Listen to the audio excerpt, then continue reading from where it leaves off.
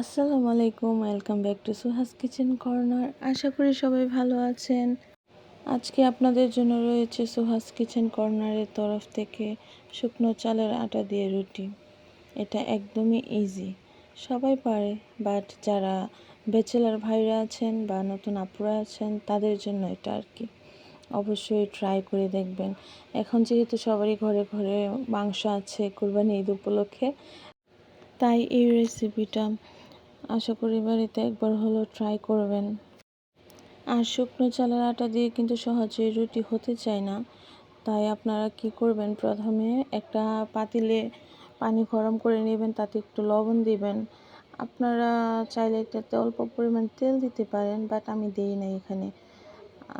আপনারা যখন পানিটা বলক আসবে তখন আপনারা শুকনো চালের যে আটাটা ওইটা দিবেন, দিয়ে 10 মিনিটের মতো ডেকে রেখে দিবেন। এটা ফুটবে, এটা সিদ্ধ হবে।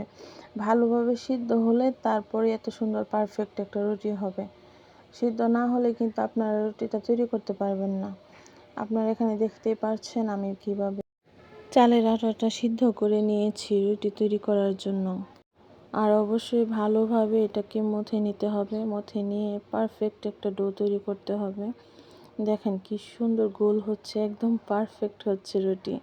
এটা না ফাটবে না ভেঙে যাবে, একদমই পারফেক্ট। আর এতটা নরম, কি বলবো আপনাদের। অবশ্যই আপনারা বাড়িতে ট্রাই করে দেখবেন। আর যদি আপনাদের ভিডিওটা ভালো লাগে অবশ্যই একটা লাইক কমেন্ট করে দিবেন। আর সুহাস কিচেন কর্নারকে সাবস্ক্রাইব করে রাখবেন, যাতে সামনে আপনারা আরও নতুন নতুন ভিডিও দেখতে পারেন। ধন্যবাদ সবাইকে ভিডিওটা দেখার জন্য।